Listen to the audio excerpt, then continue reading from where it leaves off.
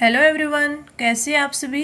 I hope अच्छे and स्वस्थ होंगे। आप सभी का स्वागत है आपके अपने यूट्यूब चैनल लर्न विद प्रीत चौधरी में। हमारी आरएस प्री 2023 की टेस्ट सीरीज चल रही थी और इस टेस्ट सीरीज में आज का जो टेस्ट है वो 24 नंबर टेस्ट है। इससे पहले हमने 23 इम्पोर्टेंट टेस्ट है वो कर लिए हैं और ये इम्पोर्टेंट टेस्ट है आपके लिए काफ़ी इम्पोर्टेंट है। क्योंकि ये आपकी तैयारी को और ज़्यादा बेहतर बनाएंगे। ये हमारी टेस्ट है वो कंप्लीट सिलेबस पे है और जो ये टेस्ट मैं करवाती हूँ तब मैं आपको हर बार एक बात बोलती हूँ कि जो भी मैं आपको क्वेश्चन सोल्व कराऊँ उस टाइम आपको बोलूँ कि आप ये नोट डाउन करें, तो आप नोट डाउन करने की अपनी हैबिट बनाइए। वो किस लिए ज़रूरी है, क्योंकि इससे जो आप नोट डाउन करोगे तो इससे आपको शॉर्ट नोट्स होते हैं वो कैसे बनाते हैं उसकी आपको हैबिट होगी। जैसे आपने मैं आपको क्वेश्चन करवाती हूँ, मैं उसमें आपको बता देती हूँ कि ये की पॉइंट है, आप इसको नोट डाउन कर लीजिए। आप नोट डाउन करते हो, फिर आप रिवीजन करोगे, किसी सब्जेक्ट का रिवीजन करोगे, उसमें जो टॉपिक आएगा उसमें आप देखोगे कि हाँ ये क्वेश्चन तो हमने पढ़ा था, इस क्वेश्चन की फॉर्मेशन ऐसी हुई और इस टॉपिक से ये क्वेश्चन है बना है। फिर आपको उस टॉपिक में से पता चलने लग जाएगा कि ये की पॉइंट होते हैं और इसको हमें याद करना है। तो आप जब रिवीजन करोगे तब आपको पता चलेगा कि किस चीज़ को कहाँ पर हमें ज़्यादा तवज्जो देनी है और किसको अच्छे से याद करना है। तो फिर आप उनको है वो शॉर्ट नोट्स उनके बना सकोगे और शॉर्ट नोट्स है वो आपके आरएस प्री हो चाहे मेंस हो उसमें बहुत ज़्यादा आपके लिए कारगर साबित होंगे। तो ये जो आपके शॉर्ट नोट्स बनाने की हैबिट है ये आपको जल्दी अपना लेनी चाहिए, क्योंकि जब आपका एग्जाम होगा तो आपको थोड़े से टाइम में बहुत कुछ से रिवीजन करना होगा। इसीलिए मैं आपको बार बार बोलती हूँ कि आप है जो मैं आपको बोलूँ कि हाँ ये नोट डाउन कीजिए, ये नोट डाउन कीजिए, तो आप ज़रूर कीजिए। मैं जो भी आपके लिए क्वेश्चन लेके आती हूँ काफ़ी इंपॉर्टेंट होते हैं और उन क्वेश्चंस में जो आपको मैं की पॉइंट बताती हूँ वो और भी ज़्यादा इंपॉर्टेंट होते हैं, ताकि वो आपके पूरे के पूरे सब्जेक्ट को कवर कर ले। इसीलिए मैं आपको बोलती हूँ कि जब भी आप क्लास लेने बैठे अपने पास रफ नोटबुक या फिर जो A4 साइज के आपके पेपर आते हैं उनको अपने पास लेकर बैठे और जो भी इम्पोर्टेंट चीज़ हो उनका शॉर्ट नोट से ज़रूर बनाएं। इससे फ़ायदा बहुत होता है। एक तो कि आपके है उस सब्जेक्ट आपका कवर होगा, एक जो चीज़ें आपने नहीं पढ़ी है अभी तक उन्हें भी आप पढ़ सकोगे, लिख सकोगे और उनके नोट से बना सकोगे। अगर आज के टेस्ट हमारे टेस्ट नंबर 24 की बात करें तो इस टेस्ट नंबर में हमारा जो सिलेबस है आज का, जिसमें हमारे टॉपिक है वो आपके इको के है। इको के टॉपिक जिसमें आपके इंडिया के भी हैं और राजस्थान के भी हैं कुछ क्वेश्चन। साथ में ही जो आपका लोक नीति टॉपिक है, आपके सिलेबस में लोक नीति टॉपिक है तो उससे भी कुछ क्वेश्चन है और कुछ क्वेश्चन आपके राजस्थान में पॉलिटी के हैं, कुछ क्वेश्चन राजस्थान पॉलिटी के हैं। तो आज का टेस्ट आपका काफ़ी इंपॉर्टेंट रहेगा, तो आपको क्लास है वो पूरी देखनी है और नोट डाउन जरूर करना है। तो चलिए चलते हैं हमारे आज के टेस्ट पर और हमारा फर्स्ट क्वेश्चन है, स्वतंत्र भारत का प्रथम बजट है वो किस वित्त मंत्री ने प्रस्तुत किया था। R.K. Shanmukham Shetty, P. Chidambaram, R. Venkataraman और अरुण जेटली। तो ये क्वेश्चन आपको लगभग को पता होगा इसका आंसर, कि जो स्वतंत्रता के बाद देश का जो पहला बजट पेश हुआ था तो वो पहले वित्त मंत्री हमारे R.K. षणमुखम शेट्टी ने है वो प्रस्तुत किया था। कब किया था? इन्होंने पेश किया था 26 नवंबर 1947 को। तो ये चीज़ आपको याद रखनी है। इसके साथ ही आप एक चीज़ ये नोट डाउन करिए कि आपको पूछा जा सकता है कि जो हमारा प्रथम बजट पेश हुआ था वो कितने महीनों का या कितने टाइम पीरियड का था। तो ये जो आपका बजट था ये 15 अगस्त 1947 से लेकर 31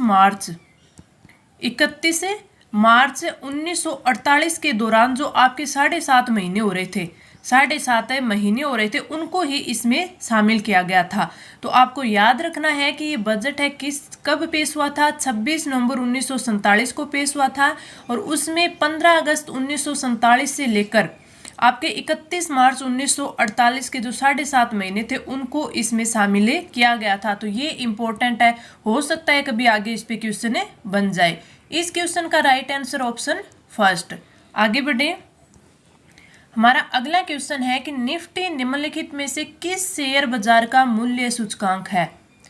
NSE, BSE, CSE और DSE।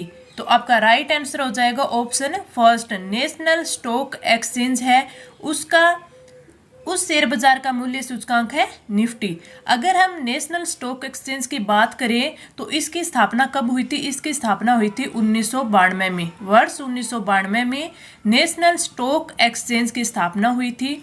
और जो ये नेशनल स्टॉक एक्सचेंज है, इसकी अगर आपको पूछ ले कि मुख्य प्रवर्तक कंपनी कौन सी है, प्रवर्तक कंपनी कौन सी है, तो ये कौन सी है? ये है IDBI। IDBI आपने पढ़ा है, industrial development bank of India. और राष्ट्रीय शेयर बाजार का मुख्यालय अगर आपसे पूछ ले, हेडक्वार्टर राष्ट्रीय शेयर बाजार का, तो ये कहाँ पे है? ये है मुंबई। तो ये जो चीज़ें हैं मैं आपको नोट डाउन करवा रही हूँ, आपको नोट डाउन करनी है ताकि आप इनका बार बार रिवीजन करें। कोई भी इनसे क्वेश्चन आए तो आप जल्दी से उसे राइट कर दें। इसके अगर हमने बात की कि निफ्टी है, इसका मूल्य सूचकांक है, तो निफ्टी की बात कर ले, जो नेशनल स्टॉक एक्सचेंज में जो सूचीबद्ध प्रथम 50 सबसे बड़ी कंपनियां होती हैं, उनके आधार पर है वो निफ्टी जारी किया जाता है। 50 कंपनियों के आधार पर निफ्टी है वो जारी किया जाता है। और अगर आपसे ये पूछ ले कि निफ्टी है, इसका आधार वर्ष क्या है, इसका आधार आपसे वर्ष पूछ ले तो वो कौन सा है? वो है 1995। आधार वर्ष है 1995। अगर पूछ ले कि निफ्टी का आधार मूल्य तो वो कितना है? वो है 1000। वो कितना है? 1000। तो ये 3-4 चीज़ें काफ़ी इंपॉर्टेंट आपको लिखनी है कि नेशनल स्टॉक एक्सचेंज है, उसका शेयर बाजार का जो मूल्य सूचकांक है वो है निफ्टी का आधार वर्ष है 1995। अगर इसका आधार मूल्य पूछ ले तो वो है 1000। और आपके NSE की स्थापना कब हुई थी? 1992 में हुई थी। और इसकी अगर आपसे पूछ ले कि मुख्य प्रवर्तक कंपनी कौन सी है, तो वो है industrial development bank of India. इस क्वेश्चन का राइट आंसर ऑप्शन फर्स्ट। आगे बढ़े, हमारा अगला क्वेश्चन, उपभोक्ता मूल्य सूचकांक के संदर्भ में कौन सा कथन असत्य हमें बताना है? उपभोक्ता यानी CPI। उपभोक्ता मूल्य सूचकांक की गणना साप्ताहिक आधार पर की जाती है। उपभोक्ता मूल्य सूचकांक का जो आधार वर्ष है वो 2012 है। उपभोक्ता मूल्य सूचकांक की जो गणना है वो NSO द्वारा की जाती है। और उपभोक्ता मूल्य सूचकांक में एक परिवहन तथा भंडारण सभी लागतों को शामिल किया जाता है। अगर मैं इसकी बात करूं तो इसमें असत्य कथन पूछा है जो आपका फर्स्ट ही होगा। जो उपभोक्ता मूल्य सूचकांक यानी CPI है, ये सूचकांक है, ये फुटकर बाजार है उससे संबंधित कीमतों पर आधारित है। उससे संबंधित जो कीमतें हैं उनकी सूचनाओं पर आधारित है। कौन है? CPI। और CPI है ये आपके साप्ताहिक नहीं, ये मासिक आधार पर जारी होता है। मासिक आधार पर जारी होता है। CPI को एक और भी बोला जाता है कि अगर आपसे पूछ ले कि उपभोक्ताओं का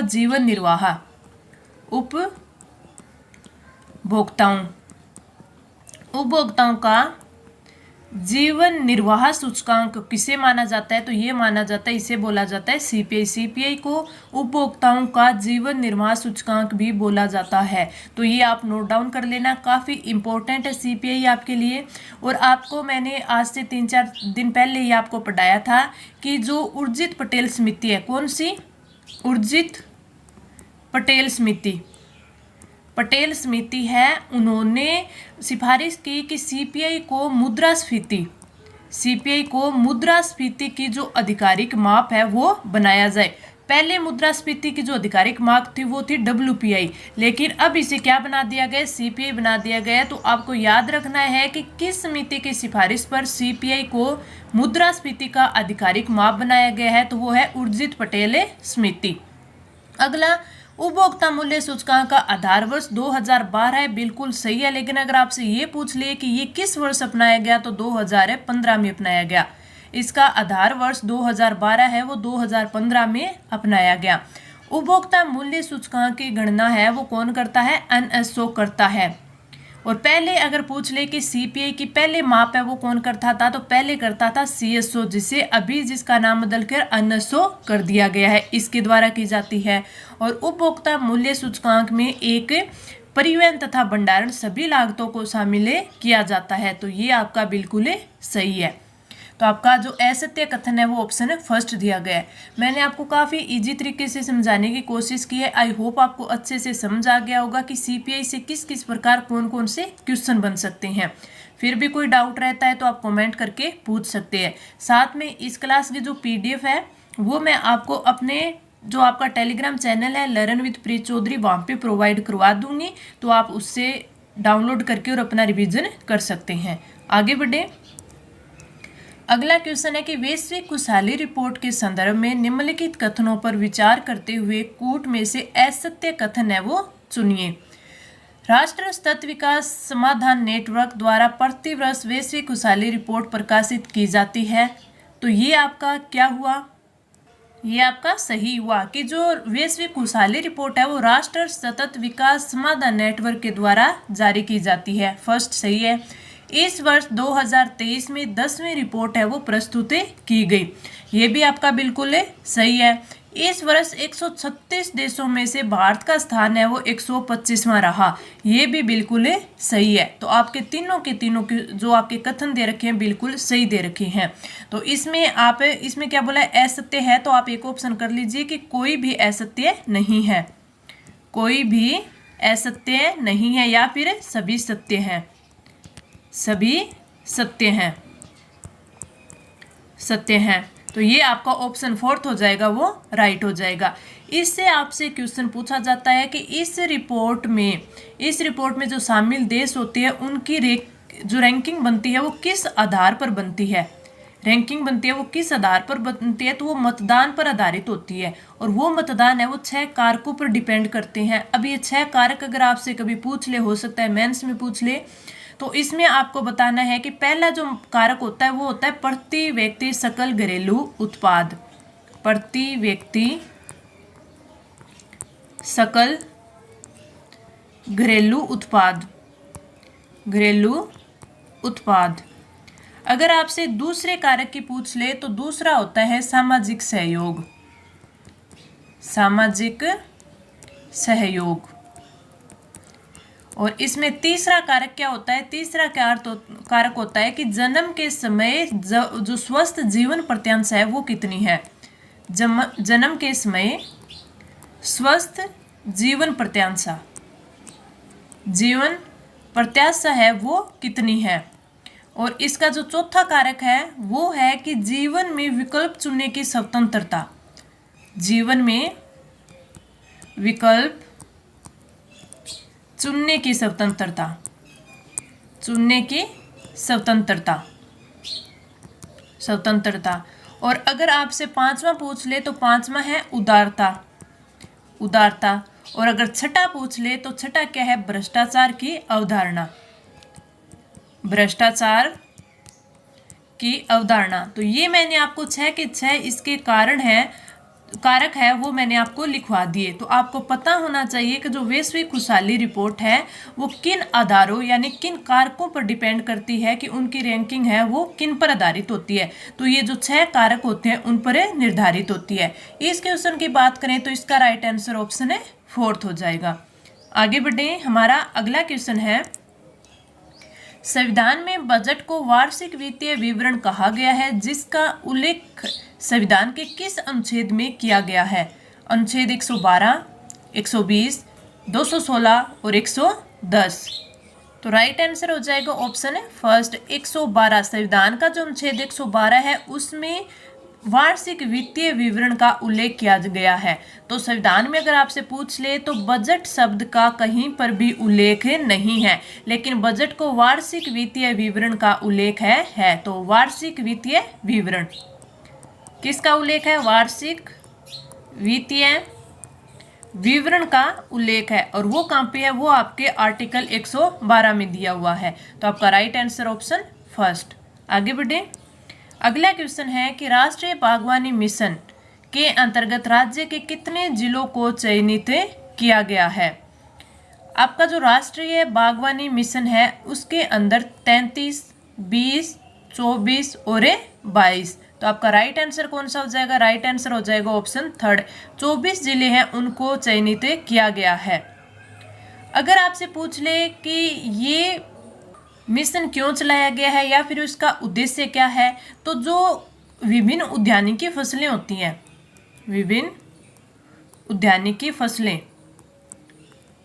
उद्यानिकी फसलें जैसे फल हो गए, आपके मसाला हो गए, फूल हो गए,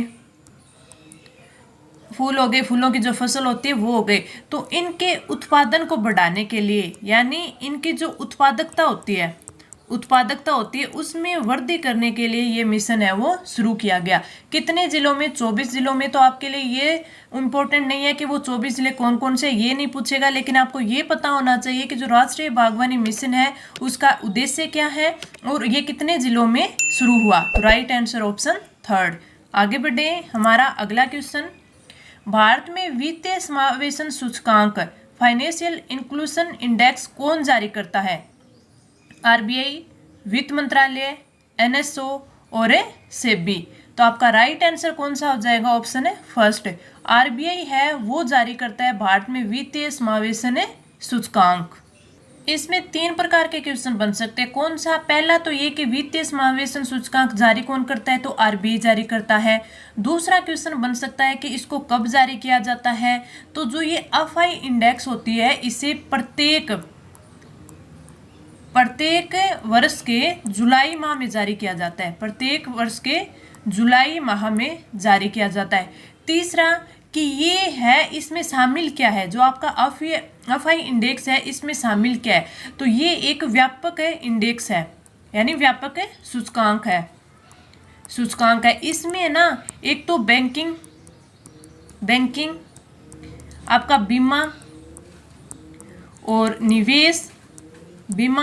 निवेश, इसके साथ साथ ही इसमें डाक, और इसके साथ डाक के साथ ही आप पेंशन क्षेत्र मान लीजिए, पेंशन क्षेत्र, इन क्षेत्रों का है वो विवरण इसमें शामिल होता है। तो आपसे पूछे कि वित्तीय समावेशन सूचकांक यानी एफआई इंडेक्स जारी कौन करता है? आरबीआई, प्रत्येक वर्ष के जुलाई माह में, और ये एक व्यापक सूचकांक है जिसमें बैंकिंग, बीमा, निवेश और डाक के क्षेत्र के साथ साथ पेंशन क्षेत्र भी इसमें शामिल होता है। तो right answer option first.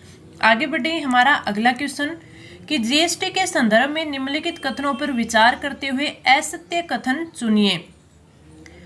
HSN code का प्रयोग सेवाओं के व्यवस्थित वर्गीकरण के लिए किया जाता है।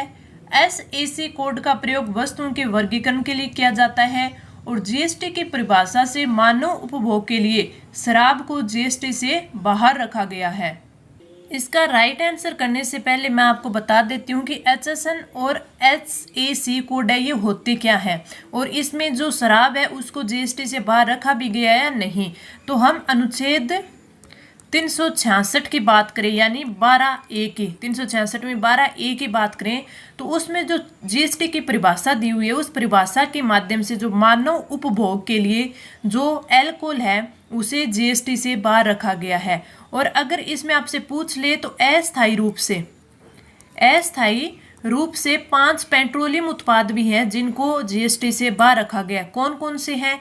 एक तो आपका जो पेट्रोलियम क्रूड ऑयल है उसे बाहर रखा गया है, पेट्रोलियम क्रूड ऑयल है।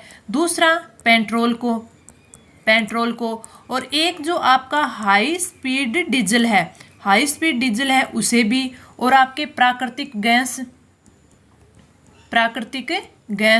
और 5वीं चीज क्या है? जो विमानन टरबाइन ईंधन है यानी और विद्युत है, इनको भी जीएसटी से बाहर रखा गया है। तो अगर आपसे पूछ ले कि किस अनुच्छेद में, अनुच्छेद 366 के 12A में जो जीएसटी की परिभाषा है उसके माध्यम से जो मानव उपभोग के लिए अल्कोहल है उसको, और जो अस्थायी रूप से 5 आपके पेट्रोलियम उत्पाद है, पेट्रोलियम क्रूड ऑयल और आपका पेट्रोल, आपका हाई स्पीड डीजल, आपकी प्राकृतिक गैस और जो विमानन टरबाइन ईंधन है तथा विद्युत है, इसको भी जीएसटी से बाहर रखा गया है। अब बात करते हैं हम एसएसी कोड की। जो एसएसी कोड होता है वो होता है सर्विस अकाउंटिंग कोड, लिख सकते हैं सर्विस अकाउंटिंग कोड। ये जीएसटी के तहत जो वितरित सेवाएं होती हैं उनकी पहचान करने के लिए, या फिर जो माल और सेवा कर होता है, माल सेवा कर परिषद है, उसके द्वारा अपनाया गया ये कोड है। तो ये क्या है, सर्विस अकाउंटिंग कोड है। वो जीएसटी के तहत जो वितरित सेवाएं होती हैं उनकी पहचान करने के लिए जो माल सेवा कर परिषद है उसके द्वारा अपनाया गया कोड है। तो ये इसने गलत दे रखा है कि वस्तुओं के वर्गीकरण के लिए नहीं। HSN की बात करें तो HSN क्या है, हार्मोनाइज्ड सिस्टम ऑफ नोमेनकल्चर।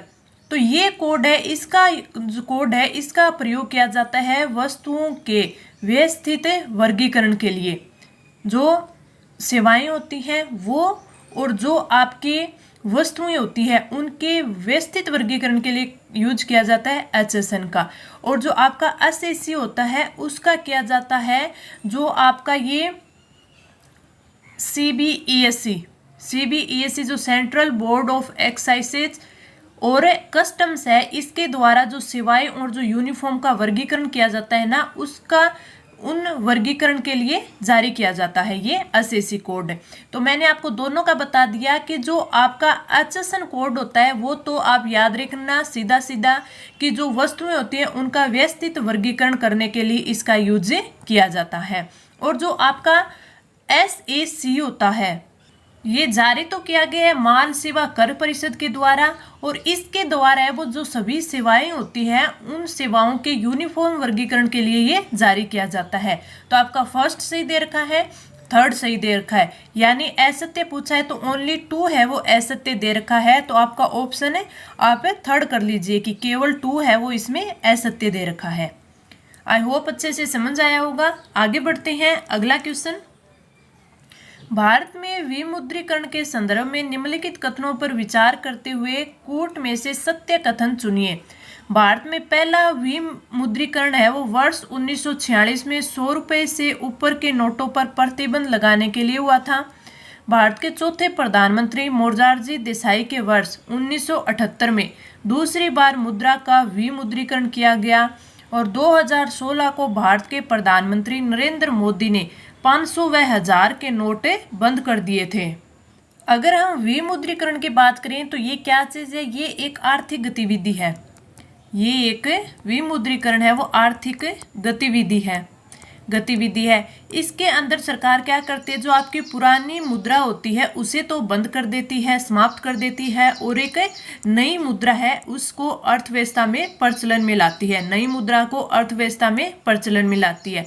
अब तक की बात करें तो हमारे देश में 3 बार है, भारत में 3 बार है वो मुद्रीकरण हो चुका है, विमुद्रीकरण हो चुका है। पहला तो हुआ था 1946 में, दूसरा हुआ था 1978 में, और तीसरा हुआ था 2016 में। अगर 1946 की बात करें तो इसमें है वो 100 रुपये के ऊपर के जितने भी नोट थे, 100 रुपये के ऊपर के नोटों पर प्रतिबंध लगा दिया गया था। इसमें क्यों किया गया था कि उस टाइम जो लोगों के पास काला धन जमा था उसको वापस लेने के लिए ऐसा किया गया था। फिर दूसरी बार जो भारत के चौथे प्रधानमंत्री थे मोरारजी देसाई, उन्होंने 1978 में दूसरी बार मुद्रा का विमुद्रीकरण किया, और उन्होंने क्या किया कि 1000 और 5000 के नोट थे, 5000 के नोट थे, उनको है वो बंद कर दिया था। तीसरी बार ये नवंबर 2016 में, कब, नवंबर 2016 में प्रधानमंत्री नरेंद्र मोदी ने 500 व 1000 के नोट है वो बंद कर दिए थे। तो ये तीनों के तीनों है वो कथन सही दे रखे हैं। तो राइट आंसर ऑप्शन 4 हो जाएगा। आगे बढ़े, हमारा अगला क्वेश्चन। मुख्यमंत्री युवा संबल योजना के तहत बेरोजगारी भत्ता कितने रुपए से बढ़ाया गया है? 1000 रुपये, 500 रुपये, 1500 रुपये और 2000 रुपये। तो राइट आंसर कौन सा हो जाएगा? ये कितना बढ़ाया गया था? ये 1000 रुपये बढ़ाया गया था। ये योजना मुख्यमंत्री युवा संबल योजना 2019 थी। इसमें बेरोजगार युवा थे उनको इंटर्नशिप व भत्ते से 1000 रुपये बढ़ाने का प्रावधान किया, यानी घोषणा की थी। पहले पुरुषों को 3000 और महिलाओं को 3500 रुपये मिलते थे। फिर इसमें बढ़ाकर इसको 4000 कर दिया और इनको 4500 कर दिया था। तो राइट आंसर ऑप्शन फर्स्ट। आगे बढ़े, हमारा अगला क्वेश्चन। राजस्थान में विधानसभा के संदर्भ में निम्नलिखित कथनों पर विचार कीजिए।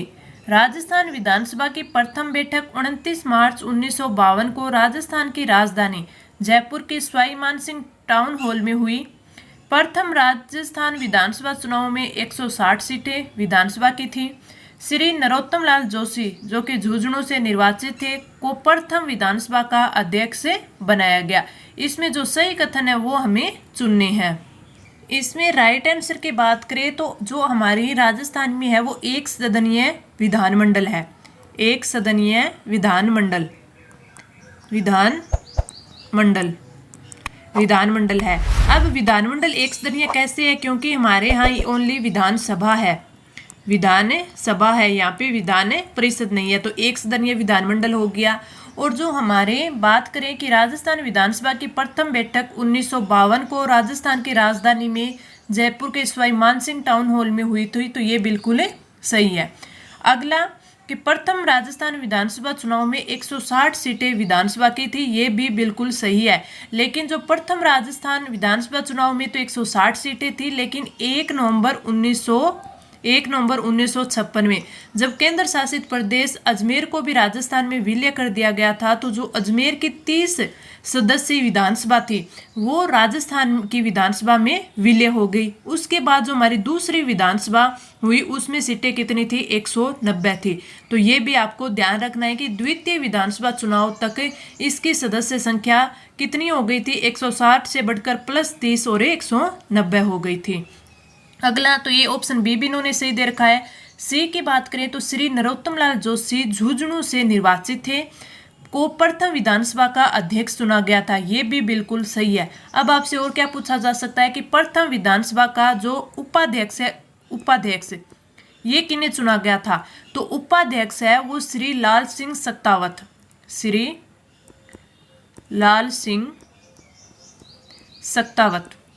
सख्तावत इनको है वो उपाध्यक्ष से चुना गया था। तो ये भी काफ़ी इंपॉर्टेंट है, पूछा जा सकता है। एक आपसे पूछा जा सकता है कि राजस्थान के प्रथम प्रोटेम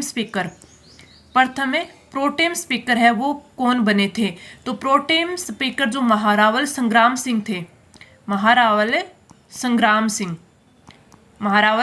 सिंह है, ये राजस्थान के पहले प्रोटेम स्पीकर बने थे। तो काफ़ी इंपॉर्टेंट है, ये तीनों चीज़ें आप नोट डाउन कर लेना। और इस क्वेश्चन का राइट आंसर ऑप्शन 4 हो जाएगा कि इसमें ए बी सी और तीनों है वो सही दे रखे हैं।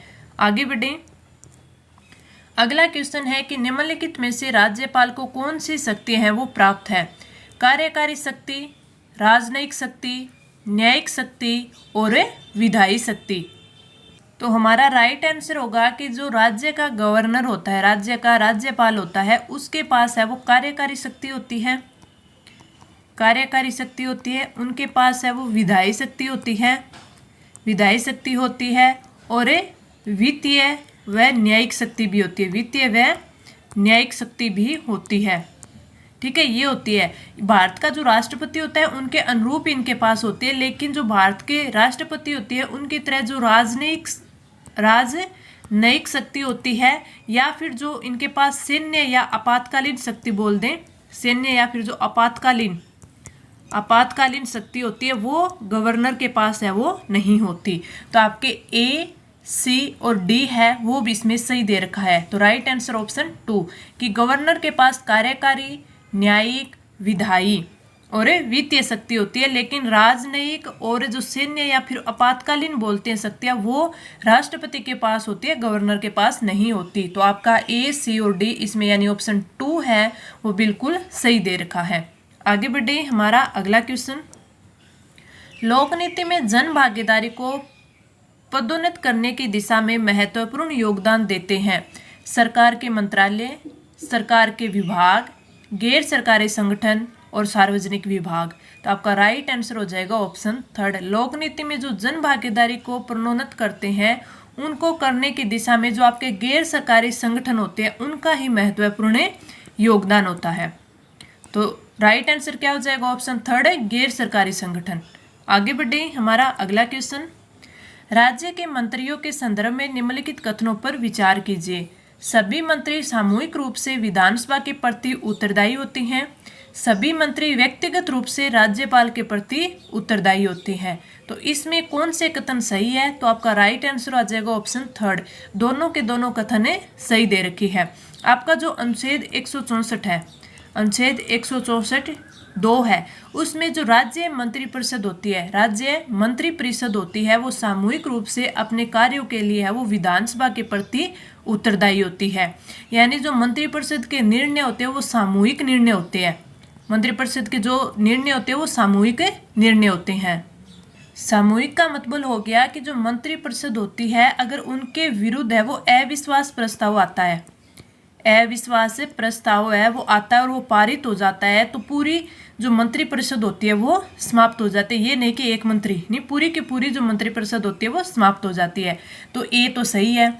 बी, सभी मंत्री व्यक्तिगत रूप से राज्यपाल के प्रति उत्तरदायी होते हैं। हाँ, जो मंत्री होते हैं वो राज्यपाल के प्रसाद पर्यंत है वो पद धारण करते हैं, प्रसाद पर्यंत पद धारण करते हैं।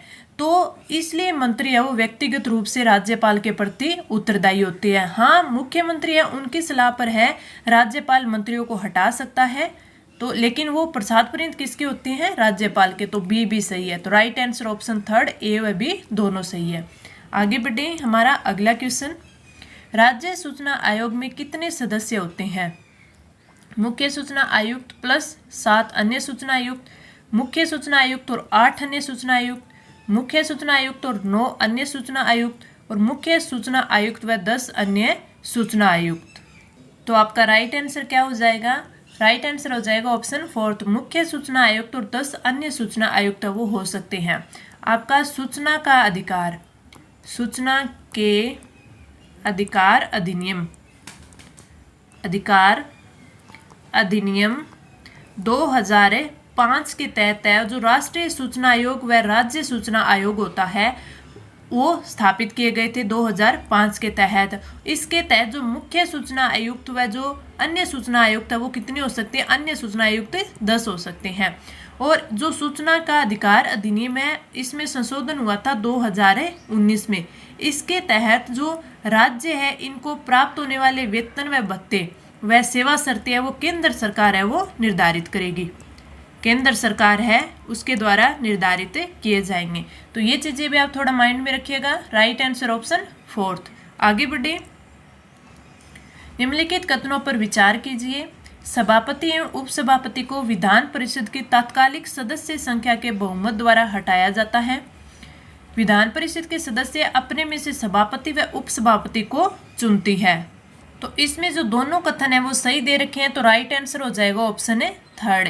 आपको ध्यान रखना है कि जो सभापति होता है और उपसभापति होता है उनको विधान परिषद की तत्कालिक सदस्य संख्या के बहुमत से तो हटाया जाता है, लेकिन सभापति तो उपसभापति को संबोधित करके और उपसभापति है वो सभापति को संबोधित करके इस्तीफा देते हैं, इस्तीफा देते हैं। दूसरी बात है आपने देख ली कि तत्कालिक सदस्य संख्या के बहुमत द्वारा हटाया जाता है और जो विधान परिषद के सदस्य अपने में से सभापति व उपसभापति को चुनते हैं, ये आपके आर्टिकल 182 के तहत दिया गया है कि आर्टिकल 182 के तहत विधान परिषद के सदस्य अपने में से सभापति व उपसभापति को चुनते हैं। तो दोनों सही दे रखे हैं, तो राइट आंसर ऑप्शन थर्ड। अगला, राजस्थान राज्य के प्रथम महाधिवक्ता कौन थे? जी.सी. कासलीवाल, श्री सत्येंद्र कुमार गुप्ता, श्री जगमोहन सक्सेना और श्री राजेश चौधरी। तो आपका राइट आंसर तो ऑप्शन फर्स्ट हो जाएगा, लेकिन आपको एक चीज याद रखनी है कि जो राज्य पुनर्गठन अधिनियम, राज्य पुनर्गठन अधिनियम 1956 है, उसके द्वारा राज्य का निर्माण हुआ था। उसके साथ ही आपके एडवोकेट जनरल है यानी महाधिवक्ता है, उनका जो कार्यालय वो अस्तित्व में आया था, उनका कार्यालय है वो अस्तित्व में आया था। और साथ में जो पहले हमारे प्रथम महाधिवक्ता मनोनीत किए गए थे वो मनोनीत किए गए थे जी.सी. कासलीवाल। तो ये दोनों चीजें आपको याद रखनी है और आपका राइट आंसर ऑप्शन फर्स्ट। आगे बढ़े, 2017 में स्टेट बैंक ऑफ इंडिया में 6 बैंकों का विलय किया गया था, जिनमें से शामिल नहीं है, किस एक को शामिल नहीं किया गया था? State bank of Bikaner and Jaipur, Vijaya bank, bank of Hyderabad और बैंक ऑफ मैसूर। तो आपका राइट आंसर क्या हो जाएगा? राइट आंसर हो जाएगा ऑप्शन है 2। जो 6 बैंकों का विलय हुआ था वो कौन कौन से थे? पहला तो आपका उसमें था आपका state bank of Patiala, state bank of Patiala, Patiala. दूसरा था state bank of Mysore, Mysore.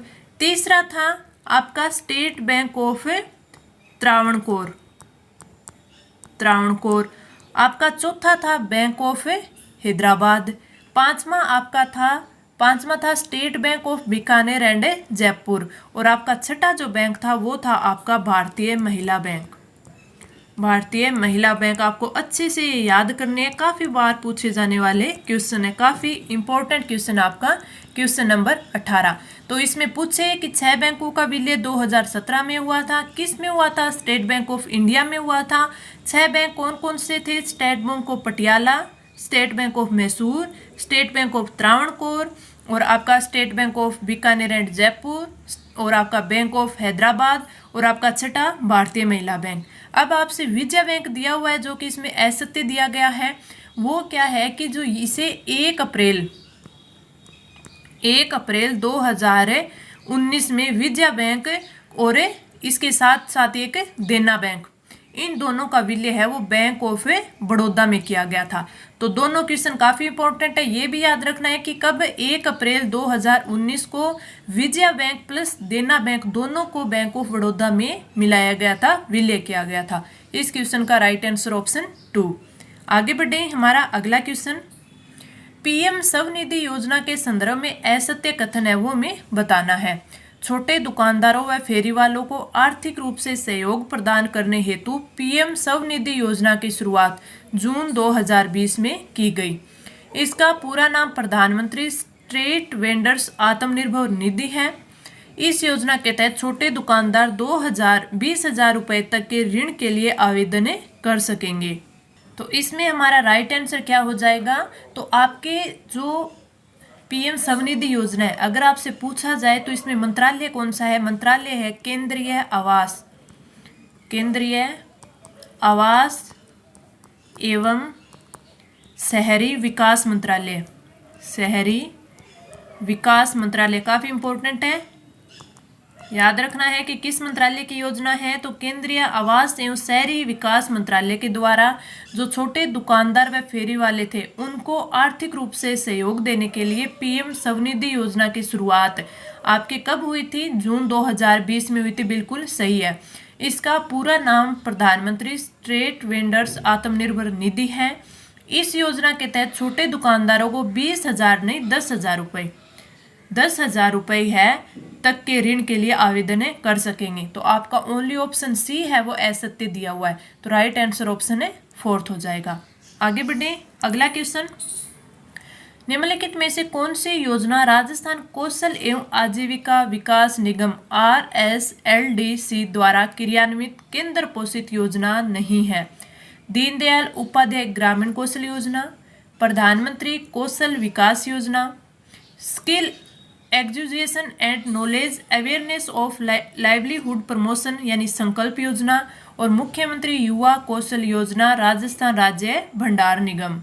तो आपका राइट आंसर हो जाएगा ऑप्शन 4th, मुख्यमंत्री युवा कौशल योजना राजस्थान राज्य भंडार निगम है। ये आपके RSLDC के द्वारा LDC इसके द्वारा क्रियान्वित यानी इसके द्वारा केंद्र पोषित योजना नहीं है। इसमें दीनदयाल उपाध्याय ग्रामीण कौशल योजना, प्रधानमंत्री कौशल विकास योजना और आपकी संकल्प योजना इसके द्वारा केंद्र पोषित योजना है।